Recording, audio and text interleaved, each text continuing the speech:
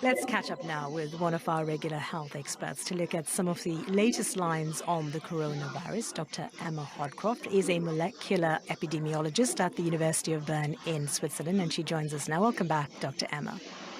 Good to be here. Nice to have you. I just want to talk about this story. The National Institute of Health has started testing a new coronavirus vaccine from Moderna, designed to protect against a problematic variant first found in South Africa. Do you know how this would work? Yeah, so this is a really interesting topic, and it's certainly something that I think a lot of countries are talking about doing, but it's nice to see that it is happening somewhere. So essentially, the way that vaccines work is that they kind of show the body a mugshot of the virus. They teach the body how to recognize it.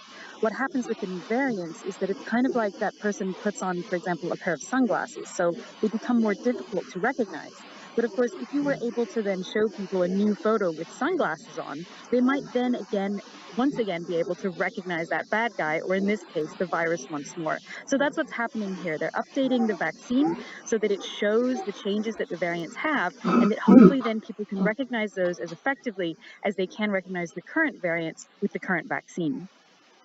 Which is what we would expect because of these, variants popping up, I suppose, all over the world. So this is good news and progress in terms of vaccines. Do we know how quick they might come to a vaccine against a variant being made available? So in theory, this process could happen quite quickly. We know what we need to know about these variants, what we would call the genetic sequence, so that we could give that new sequence and put it into a vaccine. And the good news about these new mRNA vaccines is that they're actually much easier to update and produce than the older vaccines that we've been using until the pandemic. The big question is, of course, that yes, we might be able to make new vaccines for these new variants, but as we're learning, getting these vaccines out to the population is no mean feat. It's a huge problem of logistics. And even when we get everyone one vaccine, it won't be so easy to turn around and get everyone another one. And of course, there are some countries where there aren't any vaccines yet available. So I think we need to think a little longer term of, can we make vaccines, for example, that might be future proof against any variants so that we can give them to everyone just once, which would be logistically much easier.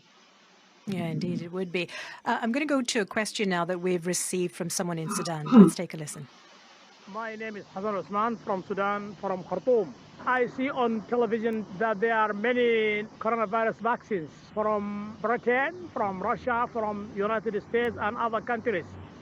Is it coronavirus vaccine became the business? Every country want to gain a lot of money from it. How do we get this vaccine?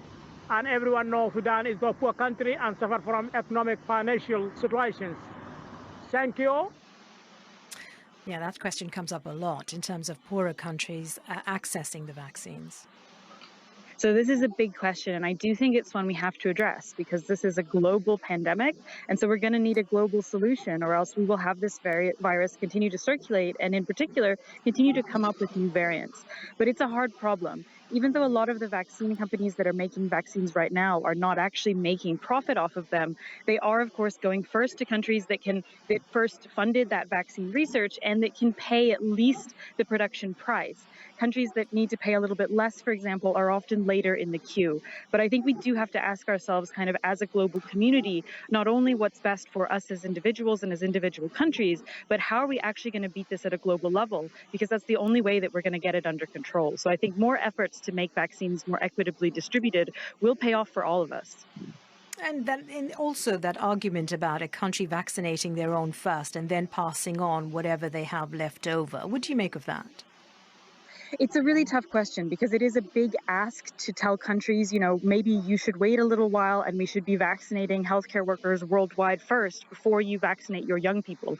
If a country has a way, you can see how it's really tempting and, of course, also really popular with people that let's just vaccinate everyone and get out from underneath this virus. What really concerns me is that if some of these new variants do prove that the vaccines are less effective, then that might not be the end of the story after all, and that we might make more progress by trying to more equitably distribute vaccines to get transmission down overall so that we can all stop worrying about these new variants. Indeed. Now, here's something that caught my attention. Nearly a third of people who have been in hospital suffering from COVID-19 are readmitted for further treatment within 4 months of being discharged. That research here in the UK, 1 in 8 patients dies in the same period. So this is really concerning research, and the data is still new, so we need to keep in mind that there may be more information coming, but I do think it's a good reminder of how little we still know about the long-term impacts of COVID. And I think this is particularly worth keeping in mind as countries talk about, now we've vaccinated all the most vulnerable people, so maybe we can just let the virus kind of travel through those less vulnerable populations, when the truth is if any of those people ended up in hospital, they might have long-term impacts as well. And that's, of course, without even touching on the discussion about long COVID. So I do think we have to be mindful that we don't always know what the long-term outcomes are. Even if the first outcome might be positive, we don't really know what the long-term consequences of getting COVID might be. Yeah, thank you very much for that. Now, the Center for Disease Control in the United States saying the fully vaccinated don't carry the virus or get sick. That seems contradictory, doesn't it, to what we've heard before?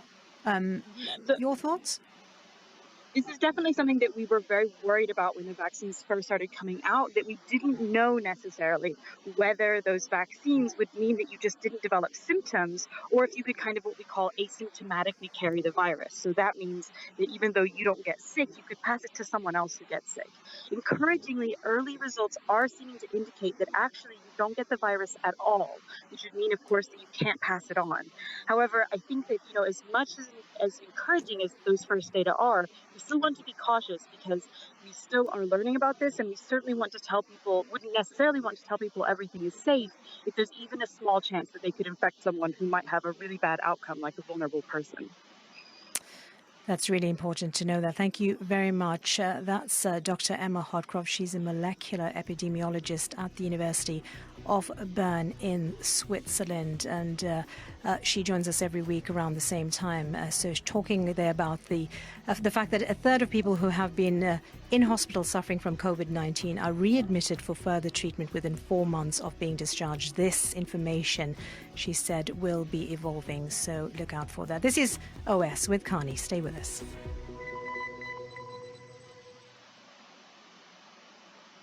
This is the BBC World Service with Alan Dean sharing one woman's compelling account of the pandemic year. Hello, Margaret. Oh, how are you, Alan? This is the powerful and inspiring story of Margaret in Uganda. So I'm just at home with children. It's a big family. It's a family of 15 people. I'm a single parent. I'm the head. In depth and up close. Yeah, so the AIDS-related orphans whom I'm taking care of. Through interviews. Some friends of ours have passed on because of COVID-19. Oh, I'm so sorry to hear that. So sad. And her own smartphone recordings. And going up country to the western part of Uganda. We're just enjoying, having fun and enjoying the journey. Don't log off. My life, my world. Tuesday at 8 and 19 GMT. Hello, this is Kani Sharp, live on the BBC World Service. Welcome to OS. Earlier this week, Mexico published revised figures on COVID-19, which indicate the number of deaths caused by coronavirus could be 60% higher than the official count. It would mean that only the United States has seen more people die as a result of the pandemic so far. We'll hear from doctors in Mexico City who've been on the front line treating people. That coming up just after the World News. BBC News with Moira Alderson. Myanmar's deposed leader Aung San Suu Kyi has been charged with violating the country's Official Secrets Act, along with 3 of her cabinet.